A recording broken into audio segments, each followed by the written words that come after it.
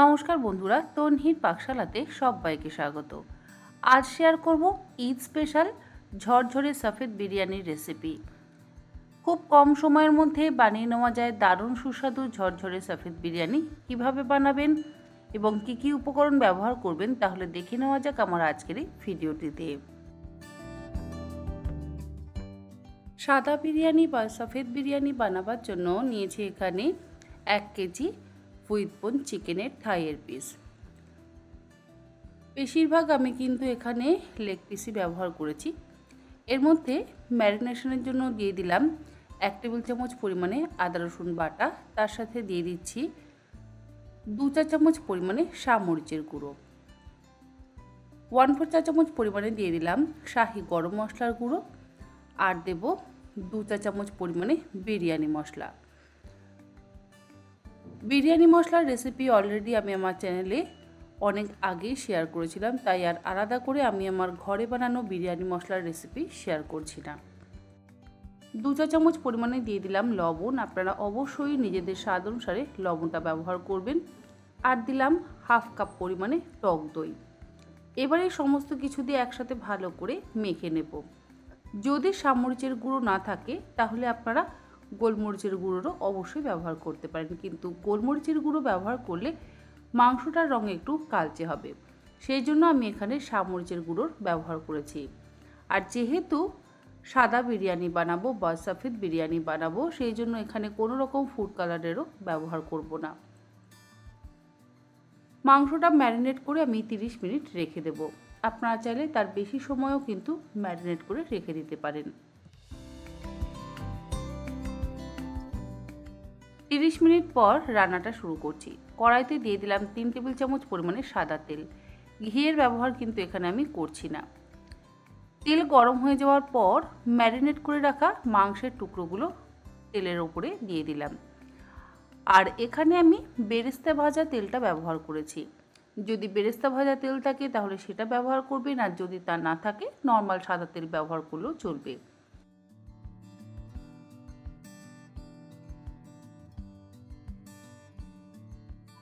মাংসের টুকরোগুলো দেওয়ার পর গ্যাসের ফ্লেমটাকে মিডিয়াম টু হাইতে করে দিয়ে খুব ভালো করে মাংসের টুকরোগুলোকে ভাজা ভাজা করে নিতে হবে।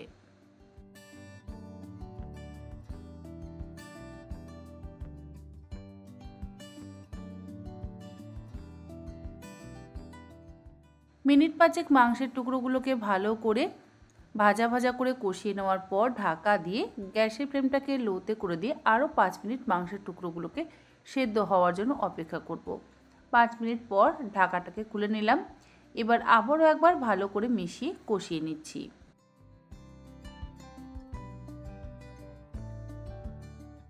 চিকেনটা কষানোর সময়তেই এর মধ্যে দিয়ে দিলাম 2 টেবিল চামচ পরিমাণে রোজ ওয়াটার আর 2 টেবিল চামচ পরিমাণে কেওড়া ওয়াটার। এর মধ্যে কিন্তু আমি মিঠা আতরের ব্যবহার করলাম না, মিঠা আতর পরে ব্যবহার করব। তারপর মিনিট 5 লো টু মিডিয়াম ফ্লেমে ভালো করে কষিয়ে নেওয়ার পর ঢাকা দিয়ে আবারও মাংসটা সেদ্ধ হওয়ার জন্য অপেক্ষা করব। অপরদিকে বিরিয়ানির জন্য ভাতটা তৈরি করে নেব। তার জন্য একটা বড় পাত্রের মধ্যে দিয়ে দিলাম বেশ কিছুটা পরিমাণে জল। জলের মধ্যে দিয়ে দিচ্ছি 2 টেবিল চামচ পরিমাণে লবণ। লবণটা এমন পরিমাণে দেবেন যাতে জলটা বেশ নোনতা হয়ে যায়। আর দিলাম 2টো তেজপাতা, তার সাথে 2টো ছোটো এলাচ, 2টো ছোটো টুকরো দারচিনি আর 4-5টা লবঙ্গ। গোটা গরম মশলার মধ্যে এই আমি ব্যবহার করছি। 250 গ্রাম চাল ধুয়ে নিয়ে 30 মিনিট ভিজিয়ে রেখেছিলাম। চালটা ভিজে যাওয়ার পর গরম জলের মধ্যে দিয়ে দিলাম। গ্যাসের ফ্লেমটাকে হাইতে করে দিয়ে ভাতটাকে আমরা তৈরি করে নেব। ভাত কিন্তু 100% আমরা সেদ্ধ করব না, মোটামুটি 70 to 80% সেদ্ধ করব। বিরিয়ানির জন্য ভাত আমাদের একদম রেডি। ভাতের চালটা লম্বা লম্বাও আছে আর মাঝখান থেকে একটু শক্ত আছে। এই পর্যায়ে আমি গ্যাসের ফ্লেমটাকে বন্ধ করে দিয়ে জলটাকে ঝরিয়ে নেব। অপরদিকে বিরিয়ানির জন্য মাংসটা কিন্তু আমাদের রেডি হয়ে গেছে। গ্রেভিটা আমি একটু শুকিয়ে নিচ্ছি। গ্রেভি খুব বেশি যদি থাকে তাহলে আবার বিরিয়ানির রঙটা কিন্তু সাদা থাকবে না। এর থেকে কয়েক টুকরো চিকেন বা কয়েক টুকরো মাংস আমি তুলে আলাদা করে নিচ্ছি।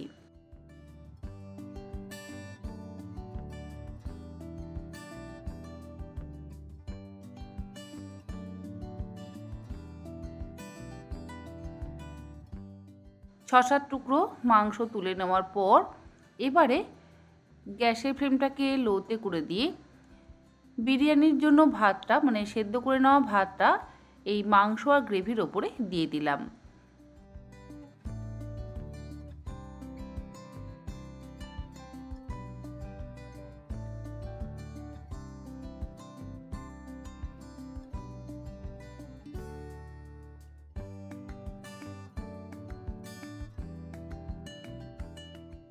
অর্ধেকটা ভাত দিয়ে দেওয়ার পর আলাদা করে যে মাংসের টুকরোগুলো তুলে রেখেছিলাম সেই মাংসের টুকরোগুলো এবারে ওপর থেকে দিয়ে দিচ্ছি।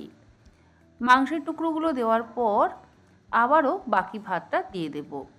আমি এর মধ্যে কিন্তু আলুর ব্যবহার করিনি, তবে আপনাদের যদি আলুর ব্যবহার করতে ইচ্ছে হয় আপনারা অবশ্যই আলুর ব্যবহার করতে পারেন, কারণ বিরিয়ানির আলুটা কিন্তু খেতে অনেকেই ভীষণই পছন্দ করে। মাংসের ওপরে সমস্তটা ভাত দেওয়ার পর ওপর থেকে দিয়ে দিলাম 2 চা চামচ পরিমাণে রোজ ওয়াটার আর 2 চা চামচ পরিমাণে কেওড়া ওয়াটার আর 2 ড্রপ মিঠা আতর। মিঠা আতর যদি না থাকে নাও দিতে পারেন। 2 চা চামচ পরিমাণে দিয়ে দিচ্ছি ঘি। ঘিয়ের পরিমাণ আমি খুব একটা বেশি ব্যবহার করছি না, আপনারা চাইলে আরেকটু ঘিয়ের ব্যবহারও অবশ্যই করতে পারেন। ঘি দেওয়ার পর দিয়ে দিলাম সামান্য পরিমাণে একটু লবণ। অল্প একটু লবণ কিন্তু ব্যবহার করতেই হবে, তা না হলে ঠিক মতন স্বাদ হবে না।